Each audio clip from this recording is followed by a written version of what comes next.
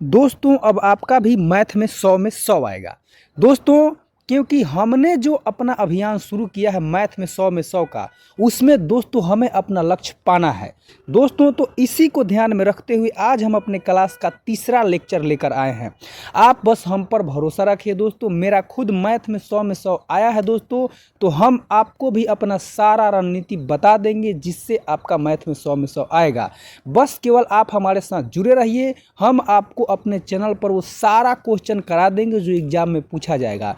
अगर आप हमारे सारे लेक्चर को देखकर जाते हैं दोस्तों तो आपका एग्जाम में मैथ के एग्जाम में 100% क्वेश्चन सही होगा, बिल्कुल सही होगा दोस्तों, क्योंकि मैंने इस एग्जाम के बारे में बहुत अच्छी तरीके से अध्ययन किया है। तो मुझे पता है कि इसमें कहाँ से कितना मार्क्स का क्वेश्चन पूछा जा सकता है और आपको उसको कैसे बनाना है। तो दोस्तों हम अपने चैनल पर हर वो लेक्चर लेकर आएंगे जिसकी सहायता से आप अपने एग्जाम में सारा क्वेश्चन बना सकते हैं। दोस्तों आपको बस भरोसा करना है हम पे और हमारे साथ जुड़े रहना है। मैथ के अलावा भी दोस्तों अगर आपको किसी सब्जेक्ट में कोई भी डाउट हो तो हमें कमेंट कीजिए। और आपको एक और महत्वपूर्ण बात बता दें कि हम अपने चैनल पर सारे सब्जेक्ट का कंप्लीट ऑब्जेक्टिव पैक अपलोड कर रखे हैं। तो दोस्तों आप हमारे चैनल पर जाइए और सभी सब्जेक्ट का कंप्लीट ऑब्जेक्टिव पैक देखिए, क्योंकि दोस्तों अगर आप हमारा सारा ऑब्जेक्टिव पैक देख लेते हैं तो हमारा दावा है कि आपके एग्जाम में आपका एक भी ऑब्जेक्टिव नहीं छूटेगा। दोस्तों मैं फिर बता रहा हूं कि आपका एग्जाम में 100% ऑब्जेक्टिव सही होगा, केवल आप हमारे सारे सब्जेक्ट के ऑब्जेक्टिव पैक को देख कर जाते हैं। तो चलिए दोस्तों मैथ में 100 में 100 के टारगेट को ध्यान में रखते हुए हम अपने आज तीसरे लेक्चर की शुरुआत करते हैं। इससे पहले दोस्तों अगर आप हमारे 2 लेक्चर को नहीं देखे हैं तो आप जाइए हमारे चैनल पर और उनको देखिए। और अगर आप हमारे चैनल पर नए आए हैं तो चैनल को सब्सक्राइब कीजिए, वीडियो को लाइक कीजिए और अपने दोस्तों के साथ शेयर कीजिए। तो चलिए बिना देर किए आज के पहले सवाल को देखते हैं। आज का हमारा पहला सवाल है दोस्तों, tan square 45 degree ratio tan square 60 degree, यानी कि tan स्क्वायर 45 डिग्री अनुपात tan स्क्वायर 60 डिग्री का मान। दोस्तों हम आपको फिर से बता दें कि आपको जो त्रिकोणमितीय अनुपात का टेबल है वो ज़रूर याद होना चाहिए। इसको याद करने का हम सरल और बिल्कुल आसान ट्रिक अपने चैनल पर अपलोड किए हैं, आप जाइए उसको देखिए और इसको याद कीजिए। चलिए दोस्तों तो इसको सॉल्व करते हैं। सबसे पहले देखिए इसमें हम केवल मान को रख देंगे, सवाल बन जाएगा। तो आप बताइए कि tan 45 डिग्री का मान कितना होता है दोस्तों। तो tan 45 का मान होता है हमारा दोस्तों 1, अनुपात है तो अनुपात। tan 60 डिग्री का मान कितना है दोस्तों, tan 60 डिग्री का मान होता है, हम आपको बता दें कि √3। ठीक है, अब दोस्तों स्क्वायर है तो 1 पर भी स्क्वायर और √3 पर भी स्क्वायर। अब देखिए स्क्वायर से रूट कट जाएगा दोस्तों, 1 का स्क्वायर हमारा 1 ही होगा, अनुपात है तो अनुपात, और 3 दोस्तों √3 इसका कट गया तो केवल 3 बचा, तो ये हो जाएगा 3। इस प्रकार से दोस्तों हमारा सही जवाब क्या हो जाएगा, ऑप्शन नंबर ए, यानी कि 1:3। आपको कोई भी डाउट हो आप हमें कमेंट बॉक्स में ज़रूर पूछिए। चलिए अपने अगले सवाल को देखते हैं। हमारा अगला सवाल है दोस्तों, r त्रिज्या वाले वृत्त के उस त्रिज्याखंड का क्षेत्रफल जिसका कोण पाई डिग्री है। देखिए दोस्तों अगर किसी जो त्रिज्याखंड का हमें क्षेत्रफल निकालना है और उसका कोण दिया है तो हम कैसे निकालते हैं आप ही बताइए। उसका फॉर्मूला होता है πr² θ/360। क्या होता है दोस्तों, तो हमारा फॉर्मूला होता है πr² θ/360। बस दोस्तों इसी पे भर देना है। तो πr² को πr² रखेंगे और दोस्तों हमें ये दिया है p डिग्री, थीटा कितना दिया है p डिग्री, तो p रख देंगे और बट्टा में 360 रख देंगे दोस्तों, हो जाएगा। अब देखिए अब हमारा किस में आंसर दिया हुआ है, πr²/360 डिग्री किस में दिया है दोस्तों, तो ऑप्शन नंबर डी में दिया हुआ है। तो हमारा सही जवाब हो जाएगा ऑप्शन नंबर डी। हमने कुछ नहीं किया दोस्तों, πr² θ/360 फार्मूला होता है, इसमें केवल थीटा के जगह पर दोस्तों p डिग्री रख दिए, क्योंकि थीटा का मान p हमें दिया हुआ है। तो बस हमारा सही जवाब क्या हो जाएगा, ऑप्शन नंबर डी। चलिए दोस्तों अपने अगले सवाल को देखते हैं। बोल रहा है π/2 का मान। देखिए दोस्तों तो पाई का मान कितना होता है, पाई बराबर होता है दोस्तों 180 डिग्री। ठीक है, तो पाई/2 कितना हो जाएगा 180/2, यानी कि बराबर में हमारा कितना आ जाएगा दोस्तों 90 डिग्री। तो सही जवाब क्या हो जाएगा हमारा ऑप्शन नंबर ए 90 डिग्री। आपको घबराना नहीं है दोस्तों, क्वेश्चन को 2 बार पढ़िए, उसको समझिए, फिर बनाइए। चलिए अपने अगले सवाल को देख लेते हैं। अगला सवाल है हमारा 2 लगातार विषम संख्याओं का मसा। चलिए दोस्तों, इस क्वेश्चन को हम आपको बहुत अच्छी तरीक़ा से समझाएंगे, आप आराम से समझिएगा। देखिए मसा क्या होता है दोस्तों, कि मान लीजिए किसी भी 2 संख्या का मसा निकालना है, जैसे कि ए और बी का मसा निकालना है, तो दोस्तों मसा वह बड़ी से बड़ी संख्या होगी जो इन दोनों संख्याओं को काट देगी। जैसे देखिए हमें निकालना है 20 और 30 का मसा। देखिए दोस्तों, तो 20 और 30 का मसा वह बड़ी से बड़ी संख्या होगी जो इन दोनों को काटेगी। देखिए जैसे 2 से भी इन दोनों में भाग लग जाएगा, लेकिन वो मसा नहीं होगा। उसके बाद दोस्तों 4 से भी लग जाएगा, 4 से तो नहीं लगेगा दोस्तों, लेकिन इन दोनों में हम बात करें तो 5 से भाग लग जाएगा, लेकिन ये मसा नहीं होगा। हम दोस्तों बात कर रहे हैं मसा की, जिसका मसा का फुल फॉर्म ही होता है महत्तम समापवर्तक, मतलब वह बड़ी से बड़ी संख्या जो उन संख्याओं को काट दे। तो देखिए दोस्तों 20 और 30 में 10 जो है ऐसी संख्या है ना, सबसे बड़ी संख्या है जो 20 को भी काट देगी और 30 को भी काट देगी। बस आप इस चीज़ को ध्यान में रखिएगा। ये हम आपको सरल ट्रिक बताए हैं, मतलब कि आसान और जल्दी बनाने के लिए। नहीं तो मसा बनाने का जो फॉर्मूला है A = BQ + R, वो तो आपको पता ही होगा, और उसको हमने पहले के क्वेश्चन में डिस्क्राइब भी कर दिया है। चलिए दोस्तों, तो इसका मसा क्या हो जाएगा 10।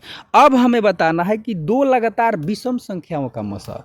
तो दोस्तों चलिए कोई भी 2 लगातार विषम संख्या लेते हैं। देखिए मान लीजिए जैसे कि हम ले लिए 21 और 23, तो दोस्तों वैसी संख्या जो दोनों को काटे और सबसे बड़ी हो। तो दोस्तों याद रखिएगा कि कभी भी 2 लगातार जब विषम संख्या लेंगे ना, तो बस एकमात्र एक ही ऐसा संख्या होगा जो उन दोनों को काट पाएगा। एकमात्र एक ही ऐसा संख्या होगा दोस्तों जो उन दोनों को काटेगा। आप कोई भी लगातार 2 विषम संख्या लेकर देख लीजिए।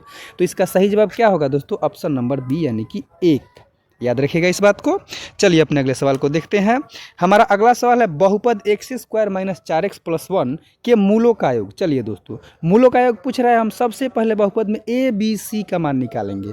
इसमें a का मान कितना है दोस्तों 1 है, b का मान कितना है दोस्तों -4 है, और c का मान कितना है 1 है। ठीक है दोस्तों, अब मूलों के योग का फॉर्मूला क्या होता है दोस्तों, हमने आपको बताया है कि अल्फा प्लस बीटा बराबर क्या होता है -b/a।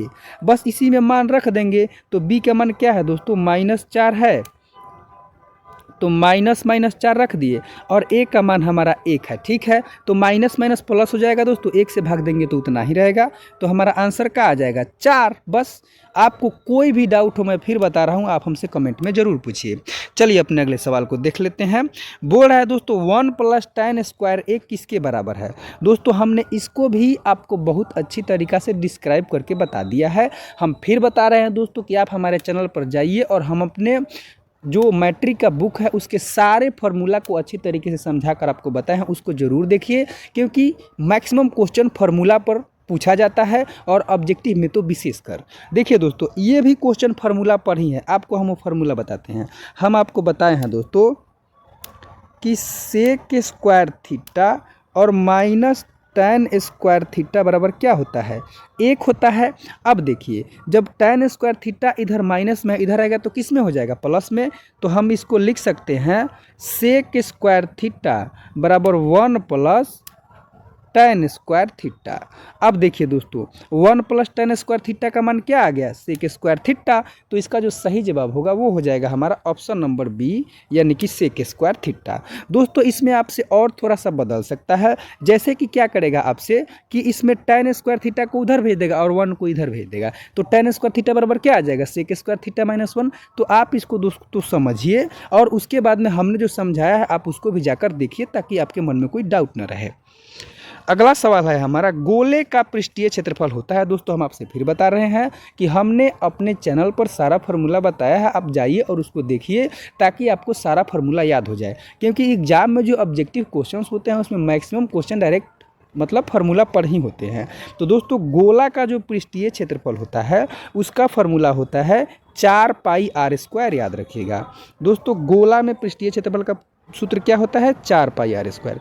आपको बता दें दोस्तों कि गोला का कुल पृष्ठीय क्षेत्रफल वक्र पृष्ठीय क्षेत्रफल सेम ही होता है, यानी कि 4 पाई आर स्क्वायर। तो आपसे कुछ भी पूछे, गोला का पृष्ठीय क्षेत्रफल, गोला का कुल पृष्ठीय क्षेत्रफल, गोला का वक्र पृष्ठीय क्षेत्रफल, आपको बस 4 पाई आर स्क्वायर याद रखना है। चलिए दोस्तों अगले सवाल को देख लेते हैं। बोल रहा है एक पासा फेंकने पर 7 आने की प्रायिकता क्या है।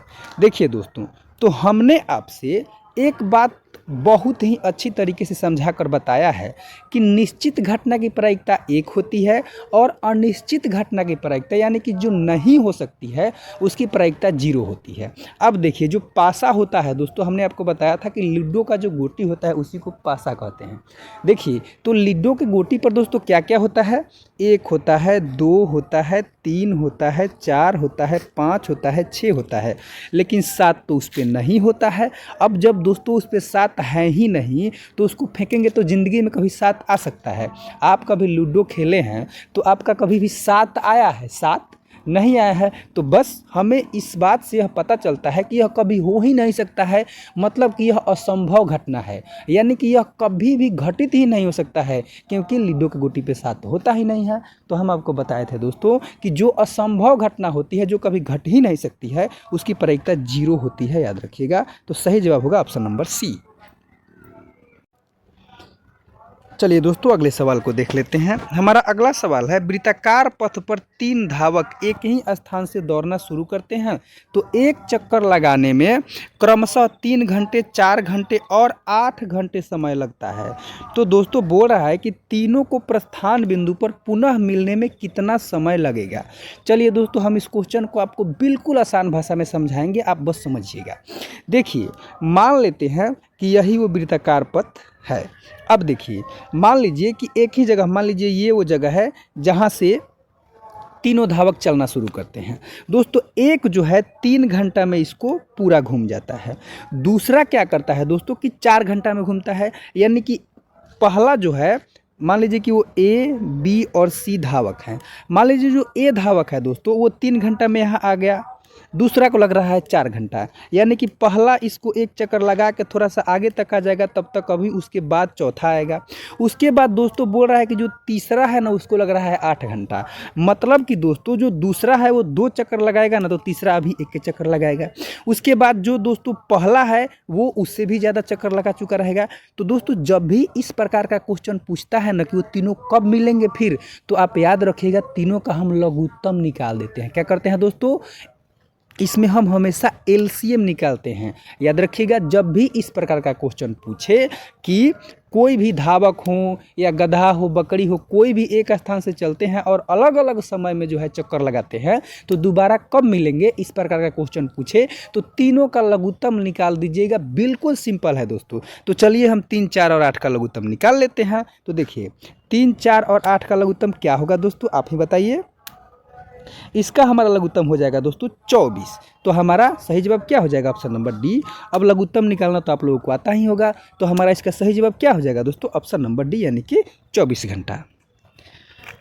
अगला सवाल है दोस्तों, वाई अक्ष से बिंदु इतना की दूरी होगी। देखिए दोस्तों हम आपको बताए हैं कि जो वाई अक्ष से दूरी होता है वो दोस्तों हमेशा जो है एक्स अक्ष का मान होता है, और जो एक्स अक्ष से दूरी होता है उसको हम हमेशा दोस्तों वाई अक्ष का मान कहते हैं। देखिए कैसे, मान लीजिए यह कार्तीय तल है x, x dash, y, y dash. अब देखिए ये है वाई अक्ष, इससे दूरी यानी कि इधर जाएगा नहीं तो इधर जाएगा, तो इधर या इधर जाएगा तो उसको हम क्या कहेंगे दोस्तों, एक्स अक्ष का मान होगा कि नहीं।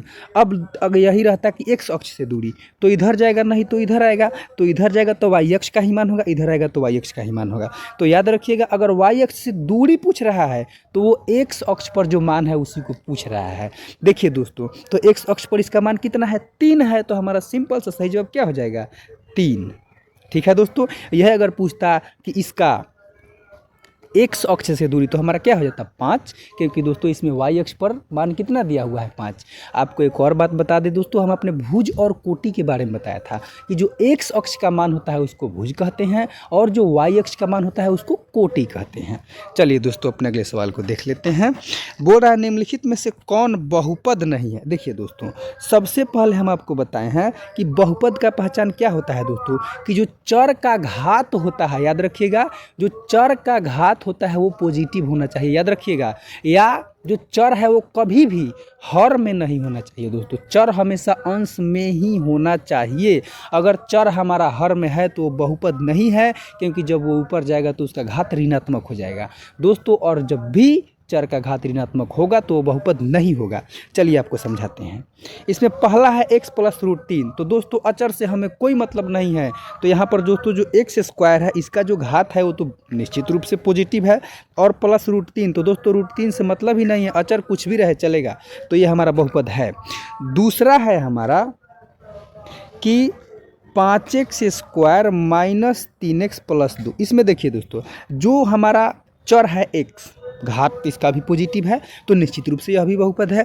उसके बाद चलिए हम अपना तीसरा ऑप्शन देखते हैं दोस्तों। तीसरा ऑप्शन में है x माइनस 1/x। इसमें देखिए दोस्तों, हम आपको बताए हैं ना कि बहुपद होने का शर्त यही है कि जो चर होगा वो दोस्तों कभी भी हर में नहीं होगा, हमेशा अंश में रहेगा। इसमें जो चर है दोस्तों नीचे है कि नहीं, हर में है कि नहीं, तो यही हमारा बहुपद नहीं है। तो हमारा सही जवाब क्या हो जाएगा दोस्तों, ऑप्शन नंबर जो सी है यह बहुपद नहीं है। चलिए अब अपने अगले सवाल को देख लेते हैं। हमारा अगला सवाल है दोस्तों साइन 30 डिग्री का मान। हम आपको फिर बता रहे हैं कि आप हमारे चैनल पर जाइए, और हमने बिल्कुल सरल भाषा में जो त्रिकोणमितीय अनुपात का टेबल है उसको याद करवाया है, जाइए उसको याद कीजिए। तो दोस्तों साइन 30 डिग्री का मान क्या होता है, 1/2 होता है, याद रखिएगा। सही जवाब हो जाएगा ऑप्शन नंबर बी। अगला सवाल है हमारा के किस मान के लिए समीकरण x square minus kx plus 4 बराबर 0 के मूल समान होंगे। चलिए दोस्तों आपको बढ़िया समझाते हैं। देखिए क्या होता है कि जब भी विवेचक या विविक्तर का मान दोस्तों 0 के बराबर होगा, यानी कि जो d बराबर जब 0 होगा ना दोस्तों, तभी मूल समान होंगे और वास्तविक होंगे। तो निश्चित रूप से जब d का मान जो है 0 के बराबर होगा तभी मूल समान होंगे, ठीक है। तो दोस्तों अब देखिए इसी में हम d का मान 0 के बराबर करते हैं, जो k का मान आएगा वही आंसर हो जाएगा। देखिए तो d का फॉर्मूला क्या होता है दोस्तों, b स्क्वायर माइनस 4ac बराबर कितना, 0।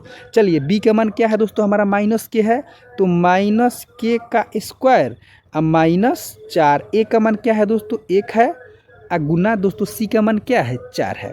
अब देखिए थोड़ा सा यहाँ बता देते हैं, माइनस के का स्क्वायर बराबर 0 है तो बराबर 0, माइनस के का स्क्वायर करेंगे दोस्तों, किसी का भी जब स्क्वायर करते हैं तो माइनस भी होता है तो प्लस हो जाता है।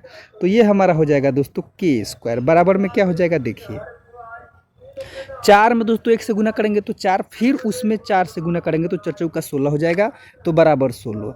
अब दोस्तों हमारा के आ जाएगा √16। अब देखिए दोस्तों कोई भी चीज़ जब रूट से निकलता है तो प्लस माइनस में होता है कि नहीं, तो हमारा के बराबर आ जाएगा दोस्तों प्लस माइनस 4। तो इसका सही जवाब क्या हो जाएगा दोस्तों, प्लस माइनस 4, यानी कि ऑप्शन नंबर बी। हम फिर बता रहे हैं, आपको कोई भी डाउट हो, जरा सा भी डाउट हो तो आप हमसे कमेंट में ज़रूर पूछिए। चलिए दोस्तों अपने अगले सवाल को बता रहे हैं। बोल रहा है रैखिक समीकरण युग्म जिसका कोई हल नहीं होता क्या कहलाता है। तो दोस्तों जब जिसका कोई भी हल नहीं होता है ना, उसको हम विरोधी कहते हैं। तो इसका सही जवाब क्या हो जाएगा, ऑप्शन नंबर बी, यानी कि विरोधी। वह रैखिक समीकरण युग्म जिसका कोई हल नहीं होता है दोस्तों, उसको हम विरोधी कहते हैं। चलिए दोस्तों अपने अगले सवाल को देख लेते हैं। हमारा अगला सवाल बोल रहा है संचयी बारंबारता आलेख को त्वरण कहते हैं। कौन प्रकार का त्वरण कैसा होता है दोस्तों, याद रखिएगा कि आपसे क्वेश्चन ये भी पूछ सकता है कि संचयी बारंबारता आलेख को क्या कहते हैं, तो उसको त्वरण कहते हैं, ठीक है। इसके बाद कौन प्रकार का त्वरण कैसा होता है, तो दोस्तों जो कौन प्रकार का त्वरण होता है ना, वो हमेशा ऊपर से नीचे होता है, याद रखिएगा। सही जवाब होगा ऑप्शन नंबर बी। याद रखिएगा दोस्तों, संचयी बारंबारता आलेख को त्वरण कहते हैं, और कम प्रकार का त्वरण जो है ऊपर से नीचे की ओर होता है, इस बात को भी याद रखिएगा। चलिए अब अपने अगले सवाल को देखते हैं। बोल रहा है tan 60 डिग्री का मान। दोस्तों हम आपसे एक बार फिर बता रहे हैं कि आप हमारे चैनल पर जाइए, और हमने जो त्रिकोणमितीय अनुपात का टेबल है उसको बहुत सरल भाषा में समझाया है, उसको देखिए और याद कीजिए। आप एक बार उसको देखिएगा तो आपको ये आपके दिमाग में बस छप जाएगा। चलिए tan 60 डिग्री का मान क्या होता है दोस्तों, तो √3 होता है, याद रखिएगा। तो हमारा सही जवाब हो जाएगा ऑप्शन नंबर बी। और एक किसका मान होता है tan 45 का और 1/√3 tan 30 का। चलिए अगले सवाल को देख लेते हैं। बोल रहा है दोस्तों दो गोलों के आयतनों का अनुपात इतना है तो उनकी सतह के क्षेत्रफल का अनुपात होगा। चलिए दोस्तों आपको बढ़िया समझाते हैं, आप ध्यान से समझिएगा। जब भी दोस्तों हमें आयतन का अनुपात दिया रहे तो अगर त्रिज्या का अनुपात निकालना हो, वो गोला हो चाहे वृत्त हो, आयतन का अनुपात दिया रहे, त्रिज्या का अनुपात निकालना हो तो हम उसका घनमूल निकाल लेते हैं। क्या करते हैं? घनमूल निकाल लेते हैं। तो हमारा क्या निकल जाएगा? आयतन से त्रिज्या का अनुपात। उसके बाद दोस्तों जब उसके क्षेत्रफल का अनुपात निकालना है तो एक बार उस त्रिज्या का जो अनुपात रहेगा उसका वर्ग कर देंगे। ठीक है दोस्तों, तो हमारा क्या आ जाएगा? क्षेत्रफल का अनुपात। तो देखिए सबसे पहले हम क्या कहेंगे कि जब हमें आयतन का अनुपात 8:27 दिया है तो दोनों का क्या करेंगे? घनमूल निकालेंगे। तो उसके बाद दोस्तों हमें त्रिज्या का अनुपात पता चल जाएगा। चलिए घनमूल निकाल लेते हैं। तो इसका दोस्तों घनमूल निकालेंगे और इसका भी निकालेंगे तो हमें क्या मिल जाएगा दोस्तों? 2 गुना रूट, देखिए दोस्तों 8 को क्या लिख सकते हैं? 2 गुना 2 गुना 2 और अनुपात 27 को क्या लिख सकते हैं दोस्तों? 3 गुना 3 गुना 3। तो जब हमें घनमूल निकालना है दोस्तों तो इसमें से क्या होगा? 1 2 बाहर हो जाएगा, इसमें से 1 3 बाहर हो जाएगा। तो याद रखिएगा दोस्तों कि अब हमारा जो है इनके त्रिज्या का अनुपात हमें पता चल गया कितना? 2:3। अब हम आपको बताए हैं कि जब त्रिज्या का अनुपात दिया रहे तो क्षेत्रफल का अनुपात निकालने के लिए क्या करते हैं? दोनों का स्क्वायर कर देते हैं। तो बस इनका स्क्वायर कर दीजिए तो क्या आएगा? 2 दूनी के 4 अनुपात 3 3 के 9। तो हमारा सही जवाब क्या हो जाएगा? Option number B 4:9। बस दोस्तों आपको हम फिर बता रहे हैं कि कोई भी डाउट हो आप हमें कमेंट में पूछिए, हम उसको जरूर क्लियर करेंगे। अगला सवाल है हमारा, प्रथम 5 विषम संख्याओं का माध्य है। चलिए दोस्तों हमने आपको माध्य निकालने का तरीका बताया था कि जितनी भी संख्याएं दी हुई है उन सब को जोड़ दीजिए और संख्याओं की जितनी संख्या यानी कि जितनी संख्याएं हैं उनसे भाग दे दीजिए तो माध्य निकल जाएगा। तो देखिए प्रथम 5 विषम संख्या क्या होगा दोस्तों? 1 3 5 7 और 9, यही ना होगा। तो हम क्या करेंगे माध्य निकालने के लिए? सबको जोड़ देंगे और सब संख्याएं कितनी है? 1 2 3 4 5 है तो 5 से भाग दे देंगे। देखिए तो क्या आ जाएगा? माध्य बराबर, सबको जोड़िए, 1 + 3 + 5 + 7 + 9 बटा 5। देखिए अब क्या करते हैं हम, फिर से लिख लेते हैं दोस्तों हम यहाँ पे ऊपर में 1 + 3 + 5 + 7 + 9 बटा 5। जोड़िए 1 का 3 4 5 9 7 16 9 25 तो बराबर आ जाएगा दोस्तों 25/5। काटेंगे तो 5 बार में कट जाएगा, बराबर हमारा दोस्तों 5। इसका सही आंसर आ जाएगा। तो इस प्रकार से दोस्तों इसका सही आंसर क्या होगा? बी यानी कि 5 सही जवाब होगा। चलिए दोस्तों अपने अगले सवाल को देख लेते हैं। बोल रहा है किसी वृत्त के केंद्र पर बना कोण। तो दोस्तों याद रखिएगा वृत्त के केंद्र पर जो कोण बनता है ना वो 360 डिग्री होता है। तो सही जवाब हमारा क्या हो जाएगा? 360 डिग्री, यानी कि ऑप्शन नंबर सी इसका सही जवाब है। दोस्तों आइए थोड़ा सा हम आपको वृत्त के बारे में और बताते हैं। देखिए जब आपसे पूछे कि किसी वृत्त के केंद्र पर बना कोण तो वो 360 डिग्री होता है। उसके बाद अगर आपसे पूछे कि अर्धवृत्त का कोण तो दोस्तों अर्धवृत्त का कोण हमेशा समकोण होता है। इस बात को भी याद रखिएगा, यानी कि ऊपर वाला भी एक अर्धवृत्त है और ये भी एक अर्धवृत्त है। इसमें कोई भी कोण बनाइए, यहाँ शुरू करके यहाँ ले जाइए, समकोण होगा 90 डिग्री होगा। यहाँ शुरू करके यहाँ ले जाइए, ये भी दोस्तों निश्चित रूप से समकोण होगा यानी कि 90 डिग्री होगा। कितना हूँ कोण बनाइए, ये सब 90 डिग्री है, सब समकोण है, सब दोस्तों जितना कोण बना लीजिए। वैसे ही दोस्तों नीचे वाले में भी अगर हम नीचे वाले में भी जितना कोण बना लें सब 90 डिग्री होगा। तो याद रखिएगा इस पर भी डायरेक्ट क्वेश्चन आपसे पूछा जाता है दोस्तों कि जो अर्धवृत्त का कोण होता है वो समकोण होता है। इसके अलावा हम आपको इसमें एक चीज़ और बताएंगे। देखिए मान लीजिए कि यह कोई वृत्त है तो इसमें दोस्तों जो हमारा होता है चक्रीय चतुर्भुज, यानी कि वैसा चतुर्भुज जिसका चारों कोण वृत्त पर हो, याद रखिएगा दोस्तों, वैसा चतुर्भुज जिसका चारों कोण वृत्त की परिधि पर हो उसको हम चक्रीय चतुर्भुज कहते हैं। तो चलिए एक चतुर्भुज बनाते हैं। ये यहाँ से शुरू किए, यहाँ पे ले गए, फिर दोस्तों थोड़ा सा हमारा डायग्राम सही नहीं बना। मान लीजिए कि ये सारा कोण वृत्त पर है, तो दोस्तों इसके जो सम्मुख कोणों का योगफल होगा वो हमेशा 180 डिग्री होगा। याद रखिएगा, इसको जोड़िएगा 180 डिग्री, वैसे ही इसको और इसको जोड़िएगा तो 180 डिग्री होगा।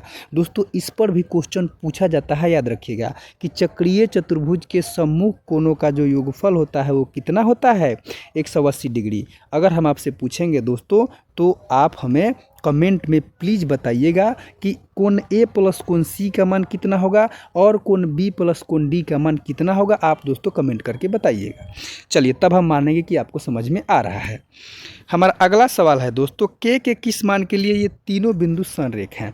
चलिए दोस्तों आपको बताते हैं। देखिए क्या करेंगे, के का मान पूछ रहा है ना दोस्तों, तो इसमें हम क्या करेंगे कि ये तीनों संरेख हैं, तो जो दोस्तों निश्चित रूप से जब संरेख है यानी तो एक ही रेखा पर है और एक रेखा पर है, तो दोस्तों इनसे हम क्या करेंगे कि त्रिभुज का क्षेत्रफल निकालेंगे और उस त्रिभुज का क्षेत्रफल हमेशा 0 होगा। याद रखिएगा दोस्तों, जब 3 बिंदु दी हुई हो और वो संरेख हो तो उन तीनों बिंदुओं से हम त्रिभुज का क्षेत्रफल निकालते हैं और उस त्रिभुज का क्षेत्रफल 0 होता है, क्योंकि दोस्तों वो तीनों बिंदुओं एक ही रेखा पर है, तो उससे कोई त्रिभुज ही नहीं बनेगा और जब त्रिभुज नहीं बनेगा तो उस त्रिभुज का क्षेत्रफल क्या होगा, हमेशा 0 होगा। तो चलिए इस तीनों बिंदुओं को लेकर हम त्रिभुज का क्षेत्रफल निकालते हैं और उसको 0 के बराबर करते हैं। उसके बाद दोस्तों हमारा के का मान यहाँ से निकल जाएगा। चलिए दोस्तों बनाने की कोशिश करते हैं, जगह तो कम है लेकिन फिर भी इसी पर बनाएंगे। देखिए दोस्तों त्रिभुज के क्षेत्रफल का फॉर्मूला क्या होता है, √x1, ठीक है। उसके बाद दोस्तों y2 minus y3 plus x2, उसके बाद दोस्तों y3 माइनस y1, उसके बाद दोस्तों इसी में होता है रूट में ही प्लस x3 और उसके बाद y1 माइनस y2।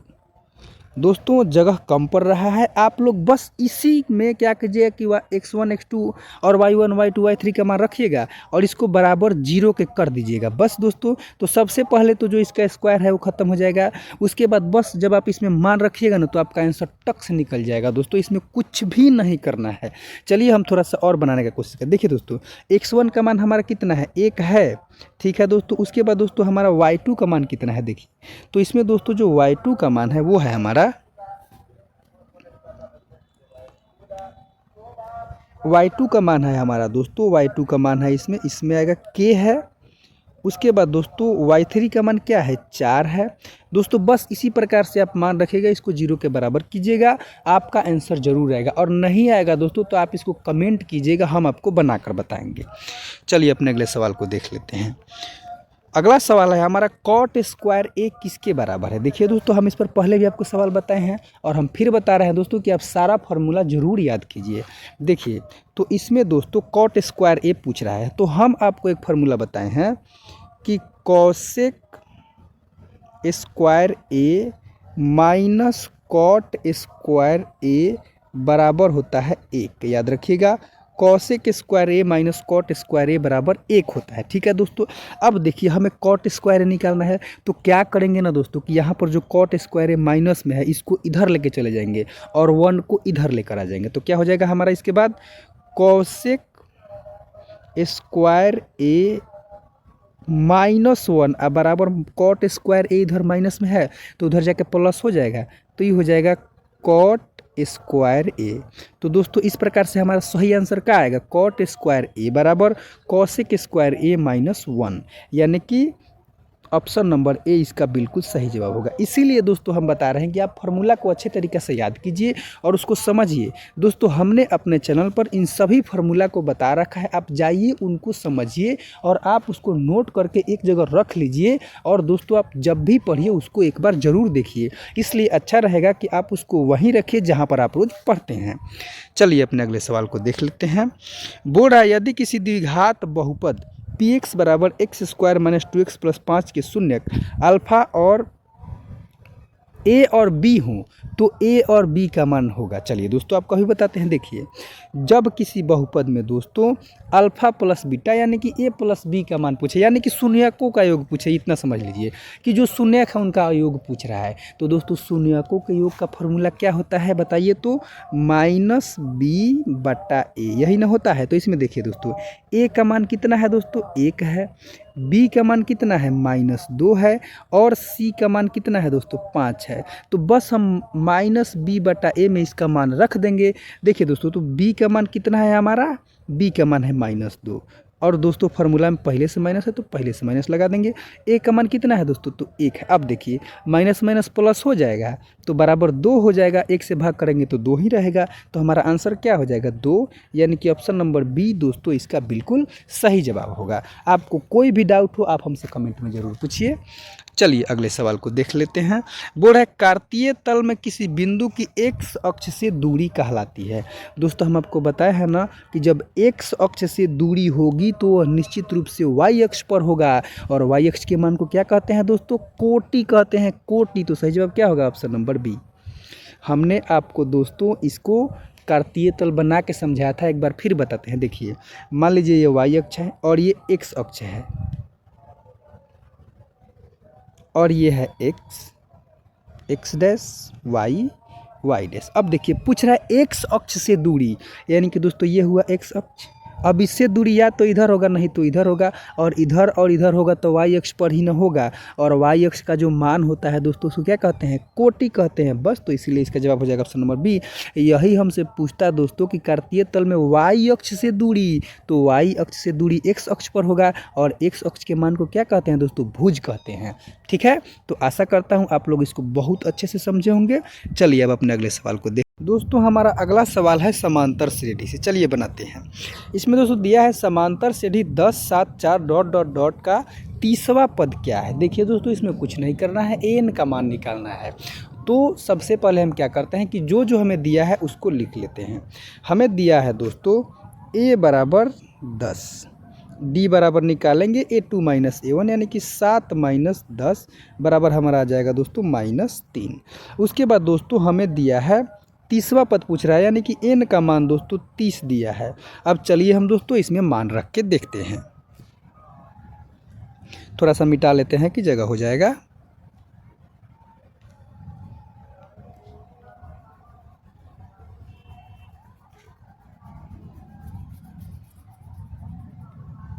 चलिए दोस्तों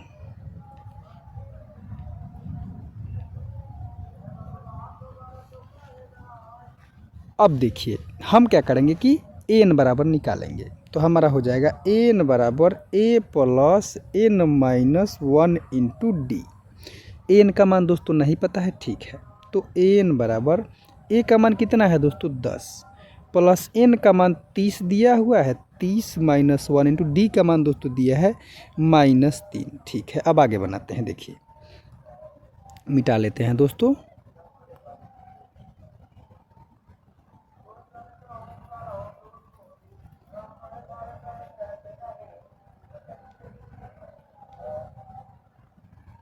अब देखिए एन का मान तो नहीं पता है, तो ठीक है। एन बराबर हो जाएगा 10 प्लस एन माइनस 1। दोस्तों जब हम एन यानी कि 30 में से 1 घटाएंगे तो कितना आएगा हमारा, बताइए। 30 में से 1 घटाएंगे दोस्तों तो हमारा आ जाएगा 29, और गुना क्या है दोस्तों -3। चलिए आगे बनाते हैं।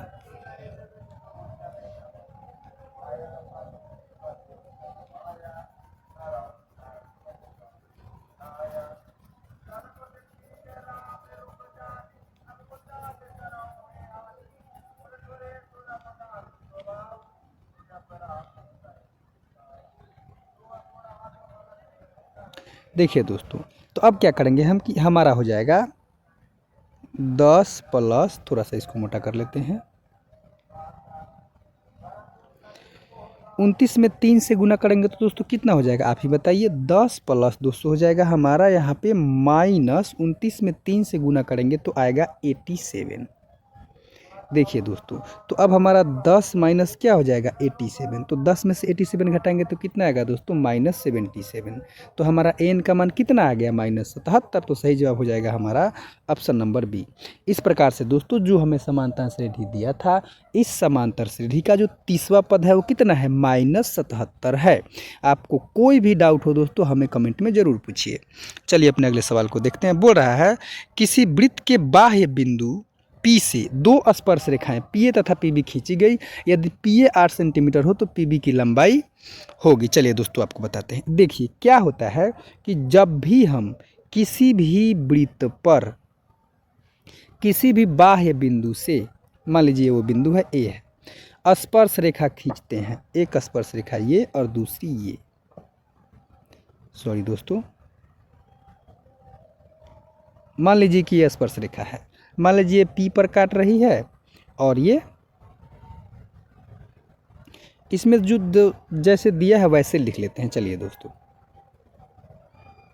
इसमें दिया है कि बिंदु पी से दो स्पर्श रेखा पी ए एवं पी बी जा रही है। देखिए दोस्तों, तो याद रखिएगा जब भी किसी एक बिंदु से वृत्त पर स्पर्श रेखा खींची जाती है तो दोनों स्पर्श रेखाएं बराबर होती है। ये बात दोस्तों याद रखिएगा, वृत्त से संबंधित यह बहुत ही महत्वपूर्ण थ्योरम है।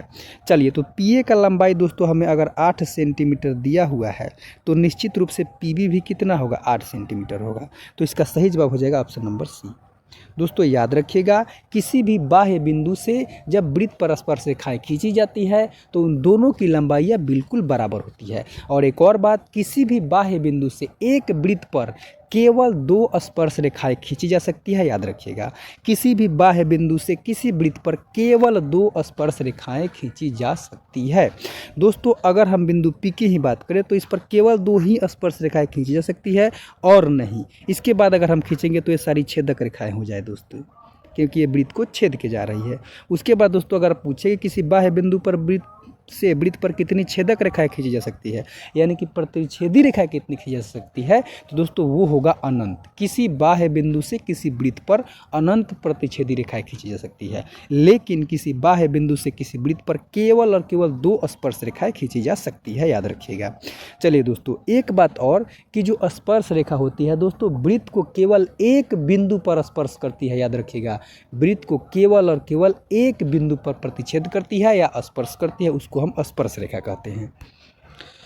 अगला सवाल है हमारा, एक लंबवृत्तीय बेलन की त्रिज्या r, ऊंचाई h है तो आयतन। हम आपको फिर बता दें दोस्तों कि आप इसका सारा फॉर्मूला जरूर याद कीजिए, इसको हमने अपने चैनल पर अपलोड किया है, आप उसको देखिए। देखिए दोस्तों, बेलन के आयतन का फॉर्मूला क्या होता है बताइए। बेलन के आयतन का फॉर्मूला होता है पाई आर स्क्वायर एच। क्या होता है दोस्तों, पाई आर स्क्वायर एच। तो हमारा सही जवाब क्या हो जाएगा ऑप्शन नंबर ए, यानी कि पाई आर स्क्वायर एच।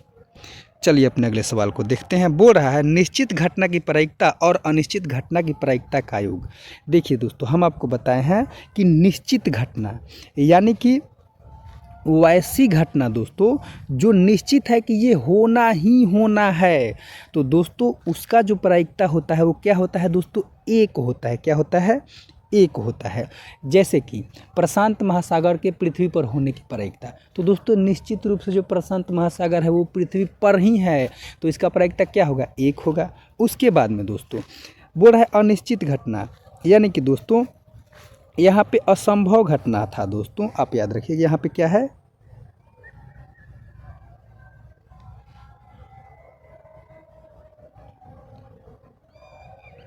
असंभव घटना की प्रायिकता, या अनिश्चित घटना भी दे सकता है। तो इसकी प्रायिकता क्या हो जाएगी दोस्तों बताइए। इसकी प्रायिकता होगी 0, यानी कि जो कभी हो ही नहीं सकती है। जैसा कि आपसे बोल दे दोस्तों, ऐसा बात कि जो कभी हो ही नहीं सकता है, जैसे जो ब्राज़ील है वो एशिया महादेश में है, तो दोस्तों कभी नहीं हो सकता है, क्योंकि जो ब्राज़ील है वो तो दक्षिण अमेरिका महादेश में है। तो निश्चित रूप से ये क्या है, मतलब कि अनिश्चित है, यानी कि असंभव घटना है जो कभी हो ही नहीं सकती है दोस्तों। तो इसका प्रायिकता क्या होता है, 0 हम आपको बताए हैं। तो निश्चित और अनिश्चित घटनाओं की दोस्तों जो प्रायिकता होता है उसका योग कितना होता है, हमेशा एक होता है, याद रखिएगा। निश्चित घटना और अनिश्चित घटना की प्रायिकता का योग कितना होगा दोस्तों? 1 होगा। दोस्तों इस प्रकार से हमारा आज का सेशन समाप्त हुआ। आपको अगर कोई भी डाउट हो दोस्तों तो आप हमसे ज़रूर कमेंट में पूछिए, और आप अपने एग्जाम में अगर सारा मैथ का क्वेश्चन सही करना चाहते हैं तो हमारे साथ अंत तक बने रहिए दोस्तों, क्योंकि हमने आपको मैथ में 100 में 100 लाने का अभियान शुरू किया है और इसको पूरा भी ज़रूर करेंगे। बस हमारे साथ आप बने रहिए। और आप अपने सभी अगर एग्ज़ाम के जितने भी पेपर है उसमें दोस्तों सारा ऑब्जेक्टिव बिल्कुल सही करना चाहते हैं तो हमने अपने चैनल पर सभी सब्जेक्ट का ऑब्जेक्टिव पैक अपलोड किया है। आप जाइए और उसको देखिए, क्योंकि दोस्तों आप केवल हमारे ऑब्जेक्टिव पैक से अपने एग्जाम में सारे ऑब्जेक्टिव सही कर सकते हैं। तो आप जाइए और उसको देखते दोस्तों, उसको देखिए और उसको बाद में अगर आपको कोई डाउट होता है तो हमसे पूछिए। अगर आपको किसी और प्रकार का क्लास चाहिए तो हमको बताइए, हम ज़रूर लेकर आएंगे। ठीक है दोस्तों, तो मिलते हैं अगले वीडियो में।